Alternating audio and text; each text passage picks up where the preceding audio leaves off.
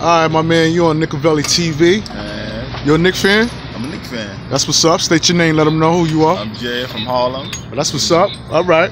You got a Harlem night on Nicovelli TV, y'all. So you're a Knicks fan. That's what's up. True. Who's your favorite player? And how long you been a Knicks fan? A Knicks fan? My whole life. Okay. My whole life I'm a Knicks fan because, you know, I'm from New York. It's my city. It's my town. So why not root for the Knicks? Got to go home team regardless. Okay. So who you like as far as who's on the Knicks? On the Knicks right now, Moutier is good right now. He's hooping. But ISO Zoe, Alonzo Cheer, yeah, he's good. Great ISO, one-on-one player. Can pass the ball and dish too. He can do his thing. Like, yeah.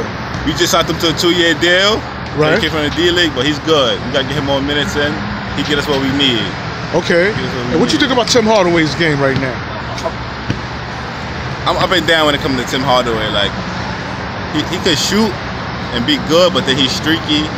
He's still wild on the offense, like fast breaks, one-on-one. He can't really finish how he need to.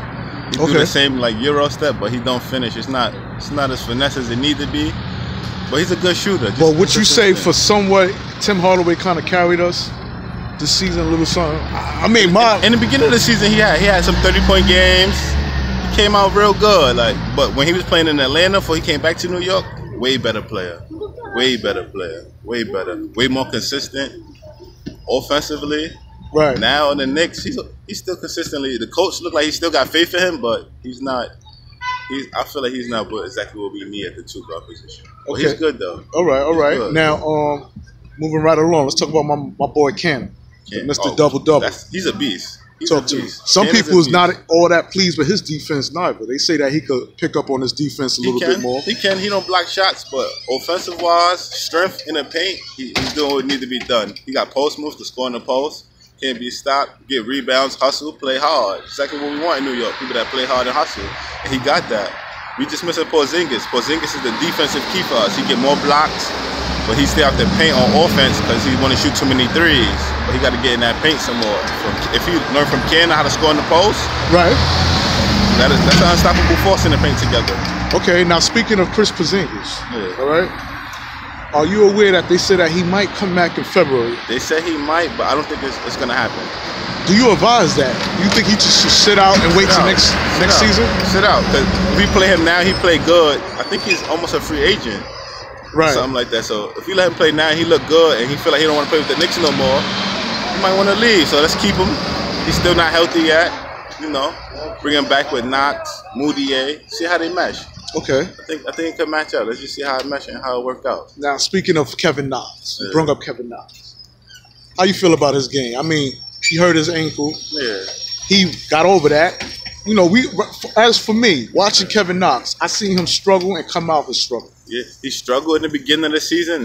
He looked like he wasn't comfortable or able to like play his game yet. Like he was still adjusting to the NBA game. A lot of fouls still called on him. But now, like the last 5 or 6 games, he's been scoring 20, almost a double-double a night. Like, even scoring efficiently, like he's becoming more comfortable in the league. You can see the growth in him. You can see him scoring. You can see the belief that he has in himself. He's playing good now.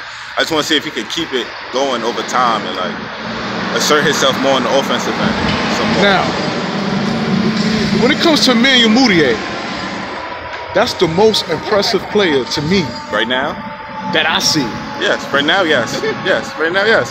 At first, I thought he wasn't going to be that good coming from Denver because he wasn't doing that well in Denver or getting that many minutes. But he came to the Knicks, got minutes, and he did what was needed in the minutes. Scored like, I think he scored 30 or something. Yeah, one game he had like 32 points, 6 assists. Yeah, he's hooping right now. Yeah. And this youth. That's the one problem with the Knicks that we finally have is youth. We traded all our draft picks and a lot of our young players for old stars that was in the decline. Right. So now that we got youth, I think we should stay in that direction and see what we're gonna do. But right now we have too many point guards. We got Moutier, Trey Burke. Who else? We got Alonzo Trier, right? Alonzo Trier. We have too many point guards right now. We need a Frank Ntilikina. Frank Ntilikina. But him and ISO Zoe, they could Alonzo Trier, you know, they call him ISO Zoe. They could play the 2 guard also. Now let me ask you this. Do you think Frank Ntilikina ever gonna get his game right? There's a lot of people that love the Knicks who love this kid Frank, and I like him too. Yeah. I just don't like him enough to lie for him. That goes for any player. That goes for Chris Porzingis. I don't care who's on the Knicks, man. If you're not playing well, nigga Valley gonna call you out. But before this, the last 2, 3 games, he came off the bench, right along with Moutier, and they sparked a run off the bench. Them two alone. He has potential to be better than what he plays all the time, though. Like, I feel like he's still not comfortable in the U.S. yet. Like, he came from France. To come here, big lights. Everything is different, so he's still adjusting to get his game right. But defensively-wise, he's where he need to be. Offensively, he got to assert himself more. I feel like he's not comfortable yet neither on the team. Not yet. But, all right, let me ask you this then. Do you think Frank Ntilikina will ever get it right?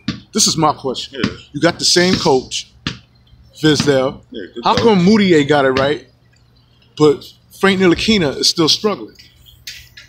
See, that's a hard question. But they got the same fucking coach. Yeah, but Moutier had more U.S. experience before he went to France. Moutier is Frank Ntilikina is straight from France. Okay. Into the U.S. Like, he's still, you can see it. If you watch some of his old highlights when he was overseas, right? He played more comfortable. He dribbled more. He scored off the dribble. He created his own shot and create for others. He can create for others. That's what he does. He's a real point guard still. He can create for others, and he played defense. Now in the NBA, it's not too many of those left. Everybody's a score first kind of guy. Okay. So, but as far as his potential and getting to where he need to be the leader of the team, I don't see it yet. To be honest with you. Will he get there? I can't tell you that. It's up to him. He got to put in the work. The coach got to tell him, like, they got to instill a confidence in him to let him fail and let him succeed. Just like Moutier. Moutier fell in Denver. He felt in Denver. Ain't get no minutes. Wasn't able to do what he wanted to do. Came to New York, his second chance to prove himself. And he proved himself very well. Okay. So when it comes to Coach Fizdale, you like what he's doing. You pleased with I like what he's saying. The stuff he say about the team and how he have faith in us offensively, and he let them play. He just want them to play hard on defense and run the floor. He's saying all the right things, but he can't make them go play hard every night. That's not up to him. The players is grown men at the end of the day. They got to take responsibility for stuff on their own. Okay, but don't you think that Trey Burke's taking the back seat, not because he's not playing so well, but the fact that Fizdale is giving chance after chance after chance to this kid, Frank Ntilikina. And here you got somebody like Trey Burke, who's already seasoned, who's already got the game that Coach Fizdale want in Trey Burke. What you got to say about that? You feel like Trey Burke has a great game, but he's not what we need as a point guard. He score first. He's selfish. You can see it. He's a great scorer. Don't get me wrong. He give us 20 a night whenever he wants. But for getting a team involved and get us what we need is chemistry, he pushed the ball like he wants coach to do, but there's other things he's not giving us yet. He's great. He's like AI reincarnated all over again.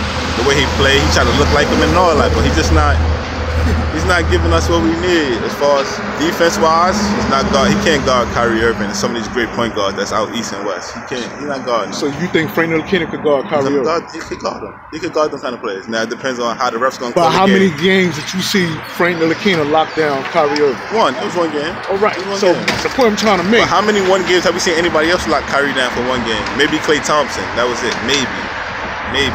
And that was it. One-on-one, Kyrie's unguardable. But for somebody to guard him like that and then hit Kyrie, give him the praise after that game, like, this kid is great defensively. You're absolutely right. Kyrie did give him his props. He did it often. But consistency, man. My man was 0 for 2. This is my thing concerning Frank Ntilikina, man. 0 for 2, yeah. 0 for 2 as a point guard, man. And it's like he gave up. Like the confidence don't be there. And this is what this is what frustrates me concerning Frank Ntilikina, is that we got a coach who said, stop being unselfish. It's okay for you to be selfish. So this is my question. Is it that hard to be selfish? Is it that hard? If Frank Ntilikina said, yo, I'm going to go nut, I think the whole city of New York will understand. If he had one game where he went nut. Even Trey Burke have a slump sometimes before he get in the river. He do. So, I mean, what you got to say to that, man? That's on him. It depends on his confidence level. He's not confident in shooting the ball. You see that. Like, driving the ball, he's not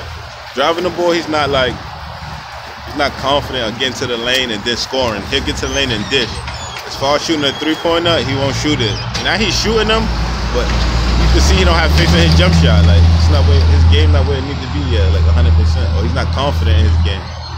Okay, and we almost done, man. Last but not least, are you aware that even when Frank Ntilikina was on the court with Chris Porzingis' shooting percentage went down. No, Porzingis was also hurt last year, and he was fatigued. When Porzingis gets I'm talking about before he got hurt. Yeah, but he was fatigued before then. He was tired. He wasn't shooting well at all from the three.